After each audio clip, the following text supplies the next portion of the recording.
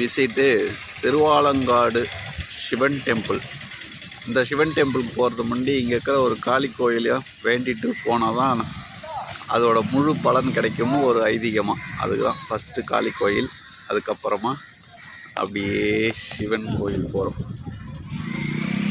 திருவாலங்காடுன்னொடனே ஒரு பெரிய இருக்குது தமிழில்.